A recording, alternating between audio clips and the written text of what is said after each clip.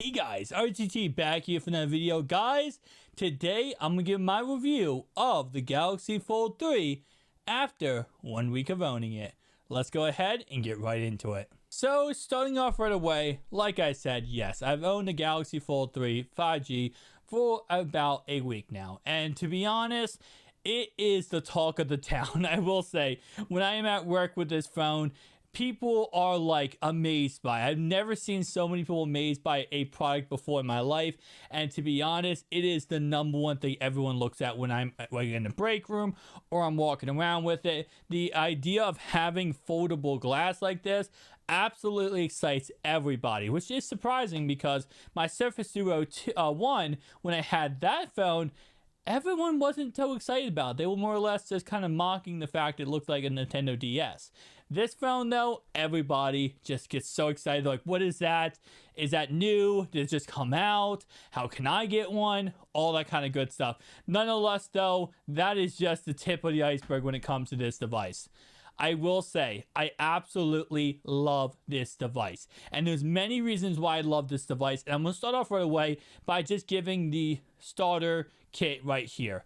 It's this outer display.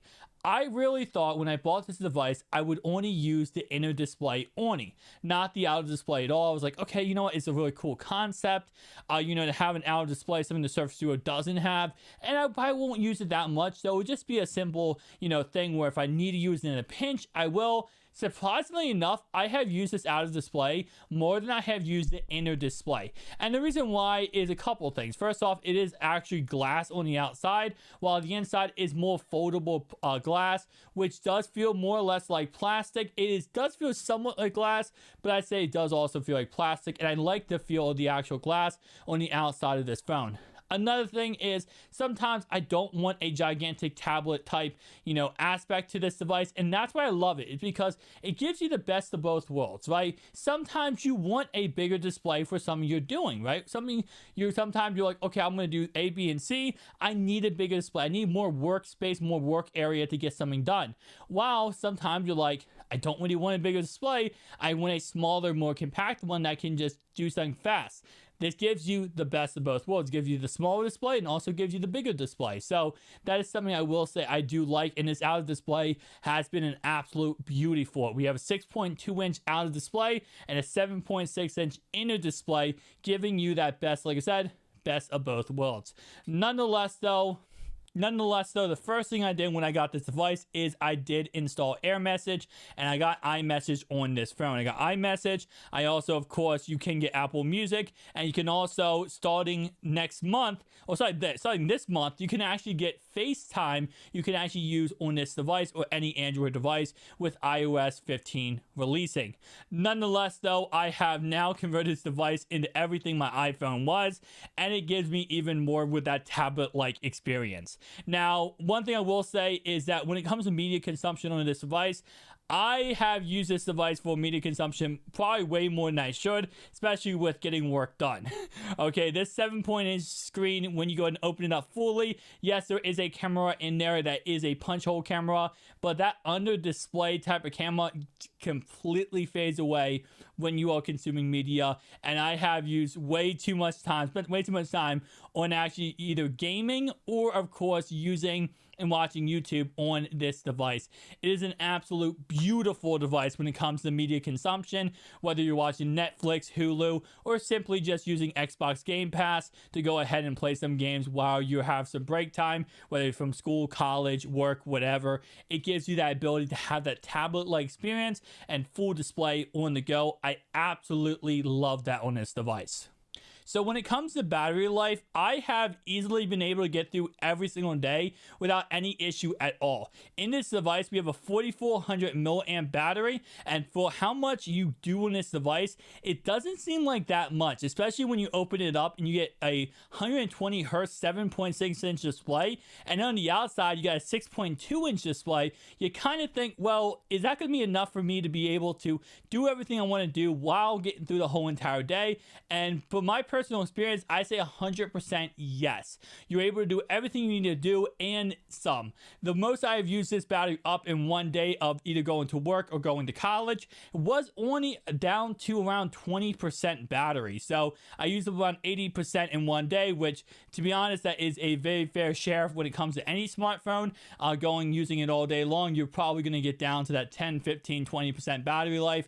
So not bad at all. Like I said, I'm not using the inner display as much during the day, but I do still use it when it comes to watching YouTube, doing, different homework assignments. And the bigger display for a college student is absolutely gorgeous, especially when it comes to, writing up papers or going ahead and researching some things. It really makes it awesome to be able to have that split screen experience. And that's something that we saw in the Surface Duo, but it really does get really revamped on this device. Now, I will say I like it a little bit better on the Surface Duo than this device, but still having the ability to run two applications at the same time, splitting them from left screen to the right screen, definitely lets you get done productivity. And this is what I consider this device, just a productivity device, an absolute monster when it comes to just having the ability to do so much at one time, multitasking at a breeze. So now let's talk about durability and functionality. So what I mean by that is that I want to go ahead and talk about one key thing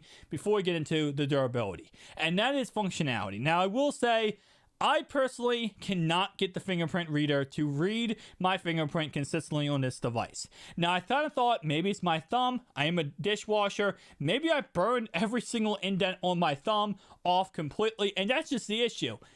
That's not the case. My Surface Duo still reads my fingerprint within 10 milliseconds every single time I use it. I click, bam, it unlocks, no issue at all. This phone, for some reason, fights me every single time I try to unlock with my fingerprint. I have registered my thumb, my index finger, my middle finger. None of these work consistently. They do work sometimes. I say 30% of the time I can unlock this phone with my fingerprint. The other 70% of the time, it asks me for my passcode, or it will facial recognition my face and unlock it automatically. Now, for facial recognition, this actually does go ahead and work for me 80% of the time. 20% of the time, it won't work, and it kind of does suck because whenever I'm showing off the phone, it's usually when it doesn't work, which is like the worst, because I remember yesterday I was actually at work when my coworker goes, "Oh, you have to put in a password every time you unlock it?" I'm like, "No, it has facial recognition." They're like, "Why isn't it working?" I'm like, "It doesn't work 20% of the time." I don't know why. It just doesn't work for me 20% of the time.